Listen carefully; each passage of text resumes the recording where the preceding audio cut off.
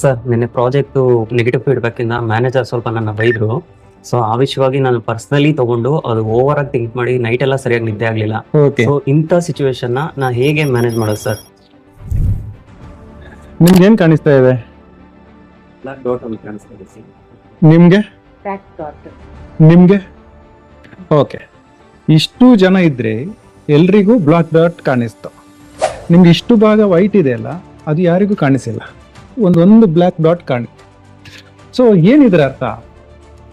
ನಮ್ಮ ದಿನನಿತ್ಯ ವ್ಯವಹಾರಗಳಲ್ಲಿ ನೆಗೆಟಿವ್ ಫೀಡ್ಬ್ಯಾಕ್ ಬರ್ತಾನೆ ಇರುತ್ತೆ. ಈಗ ಕೆಲಸ ಮಾಡುವಾಗ ನೆಗೆಟಿವ್ ಫೀಡ್ಬ್ಯಾಕ್ ಅದು ಕಾಮನ್. ಆದರೆ ನೀವು ಅದನ್ನು ಓವರ್ ಥಿಂಕ್ ಮಾಡಿದ್ರಿ.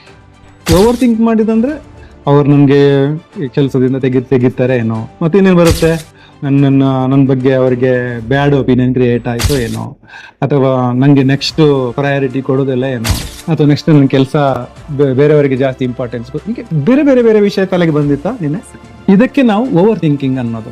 ನೀವೀಗ ಇದೇ ಡಾಟ್ ಅನ್ನ ಝೂಮ್ ಮಾಡಿ ನೋಡೋದು. ಅಂದ್ರೆ ಅದು ಚಿಕ್ಕದಿರುತ್ತೆ ತುಂಬಾ.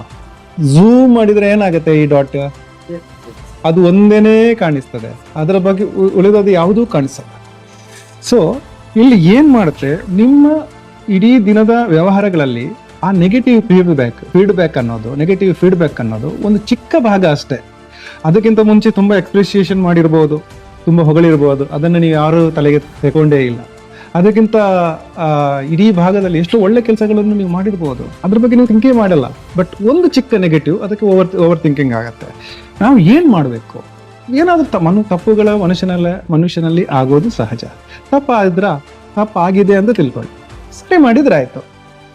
ಸರಿ ಮಾಡ್ಲಿಕ್ಕೆ ಆಗಲ್ಲ, ಅದು ಏನು ತಪ್ಪು, ಸರಿ ಮಾಡಲಾಗದ ತಪ್ಪಿರ್ಬೋದು, ಅದನ್ನು ರಿಪೀಟ್ ಮಾಡಬಾರ್ದು. But load ತೆಕೋಬಾರ್ದು. ಲೋಡ್ ತೆಕೊಂಡ್ರೆ ಏನಾಗುತ್ತೆ, ನಿಮ್ಮ ಓವರ್ ಥಿಂಕಿಂಗ್ ಮಾಡಿ ನಿಮ್ಮ ಇಡೀ ಅವರ ನೆಗೆಟಿವ್ ಆಗುತ್ತೆ. This is very important. ಮತ್ತೆ ಆ ವ್ಯಕ್ತಿ ಅದನ್ನು ಎಷ್ಟೋ ಸಮಯದಲ್ಲಿ ಅದನ್ನು ಮರ್ತಿರ್ಲೂಬಹುದು. ನೀವು ಮಾತ್ರ ಅದರಲ್ಲೇ ಗೋಲ್ ಸುತ್ತಾಡ್ತಾ ಇದ್ದೀರ. ಸೊ ಏನ್ ಮಾಡಬೇಕು? ಫೋಕಸ್ ಇಲ್ಲಿಗೇನೆ ಫುಲ್ ಝೂಮ್ ಮಾಡಿ ಅದಕ್ಕೇನೆ ಹೋಗಬಾರ್ದು. ಉಳಿದದು ಭಾಗ ಎಷ್ಟೋ ಪಾಸಿಟಿವ್ ಬೇರೆ ಬೇರೆ ಇದೆ, ಅದರ ಬಗ್ಗೆ ಫೋಕಸ್ ಮಾಡಬೇಕು. ಓವರ್ಲೋಡ್ ತಗೋಬಾರ್ದು.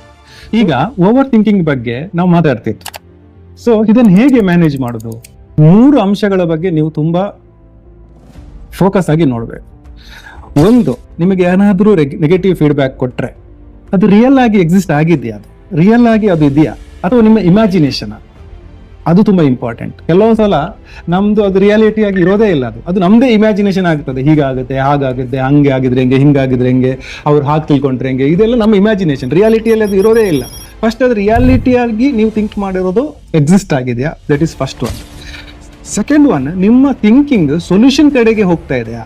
ಅಂದ್ರೆ ಪರಿಹಾರದ ಕಡೆಗೆ ನಿಮ್ಮ ಥಿಂಕ್ ಮಾಡ್ತಾ ಇದ್ದೀರಾ, ಅಥವಾ ಅದರ ಬಗ್ಗೆನೇ ಸುಮ್ಮನೆ ಸೊಲ್ಯೂಷನ್ ಬಗ್ಗೆ ನಾವು ಯೋಚನೆ ಮಾಡೋದಿಲ್ಲ, ಅದರ ಬಗ್ಗೆ ಅವ್ರು ಯಾಕೆ ಹೇಳಿದ್ರು, ಇದರ ಬಗ್ಗೆನೇ ಥಿಂಕ್ ಮಾಡ್ತೇವೆ.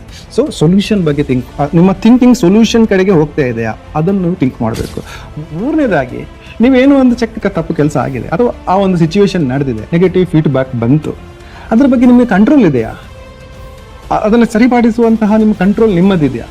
ಕಂಟ್ರೋಲ್ ಇದ್ರೆ ಯಾಕೆ ಥಿಂಕಿಂಗು? ಕಂಟ್ರೋಲ್ ಇಲ್ಲ ಅಂತ ತಿಳ್ಕೊಳ್ಳಿ, ಆಗ್ಲೂ ಯಾಕೆ ಥಿಂಕಿಂಗ್? ಕಂಟ್ರೋಲ್ ಇದ್ದರೆ ಥಿಂಕಿಂಗ್ ಯಾಕೆ? ಕಂಟ್ರೋಲ್ ಇಲ್ಲದಿದ್ರೂ ಥಿಂಕಿಂಗ್ ಮಾಡುವ ಅವಶ್ಯಕತೆ ಇಲ್ಲ.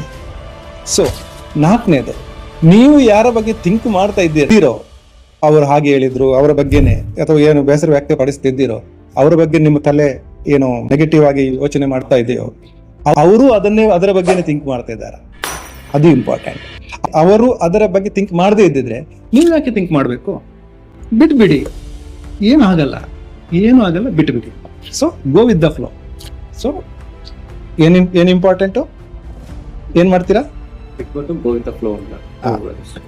ಸೊ ನಿಮ್ಗೆ ಈಗ ಕ್ಲಿಯರ್ ಆಯ್ತಾ? ರಿಲ್ಯಾಕ್ಸ್ ಆಯ್ತಾ? ಥ್ಯಾಂಕ್ಸ್.